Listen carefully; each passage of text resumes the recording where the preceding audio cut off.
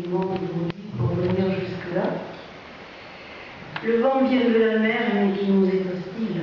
Un trident déchire la nuit, et puis comme un éclair, une bouffée d'aurore qui dit le mal de vivre, la nécessité de fuir, un spectacle de coups, une lampée de miel, et quelques détritus en partance vers la mer, la trace d'un souffle qu'on ne retiendra plus. Je te hais d'être à ce point vivant parmi les morts, toi qui ne sais plus dire ce matin le nom des miens. Et cette inclinaison de silence aux 4 méridiens, pour ceux que le sort conduit sur la route, qui ne peuvent plus ni monter ni descendre, la seule liberté est de vivre. L'aurore est un parcours plus sombre que nos rêves, et tu chantes. Voilà, donc c'est toujours délicat d'introduire le World Poetry Movement, mais je suis très contente d'être là aujourd'hui à l'Odève dans le cadre de cette manifestation. L'autre jour, j'ai écouté quelqu'un qui était responsable au commissariat des réfugiés, et il disait que dans toute sa carrière, ça faisait plus de 30 ans qu'il était là, il avait parcouru le monde entier. Et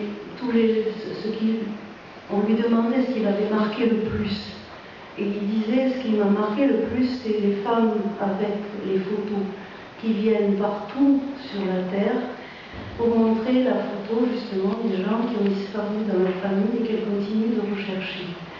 Et ce qui est frappant, c'est que la souffrance est partout la même, partout les mêmes gestes, partout la même façon de continuer justement la recherche, la quête. Et ces femmes, elles sortent avec la même prudence, la même émotion, les photos, les mêmes gestes. Et on disait, elles les montrent, et quand elles ont montré la photo, elles disent évidemment qu'il faut continuer, et en même temps elles caressent la photo avant de les ranger. Il disait que ce soit en Afghanistan, que ce soit en Amérique du Sud, que ce soit en Union soviétique, c'est partout les mêmes gestes. Portée disparue, ma sœur des longs roseaux, ma sœur des flûtes douces, l'arbre et le tamaris, les algues allongées, le cis et la langueur de ton ombre démesurée qui donne à voir la flèche du temps, la grotte où parle le râle les soirs de danse et le ressac à ton épaule d'une main dévoyée, loin dans les hivers de brume, loin et qui n'en dort plus.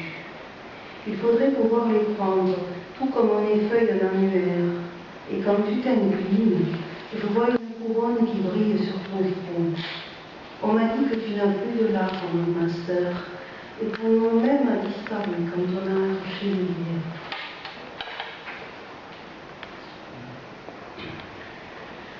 Il y a un poème que je voudrais partager parce que Jean Joubert, c'est qu'il lui est dédié, mais aujourd'hui c'est le moment de le partager pour que vous le connaissiez aussi. Cet ensemble de poèmes est encore inédit, mais ils vont paraître en octobre. Il y a les poèmes donc de 2010-2012 sous la forme de 2 recueils, un recueil qui s'appelle Délices à fleur de rêve et un deuxième recueil qui s'appelle Étoupe et vent de laine.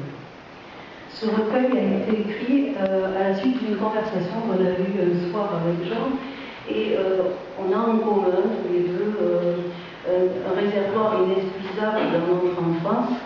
J'ai l'habitude de dire que mon enfance, c'est comme une éponge que je n'ai pas fini d'essorer, encore.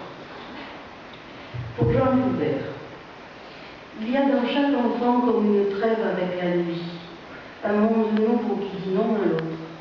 Une fêlure où tombe le néant, et le chemin recommence, avec l'eau vive qui serpente et l'or des sentiers. Le passage peut être bref, quelquefois on s'attarde. Le poète prolonge et veut oublier l'heure. En lui demeure l'aube qui aime les enfants.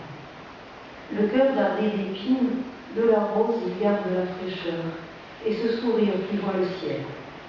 Alors c'est Marie qui se penche et l'amène dans les plis de sa traîne, où restent les brins de paille, les étoiles, et quelques anges du but à peine sans raison.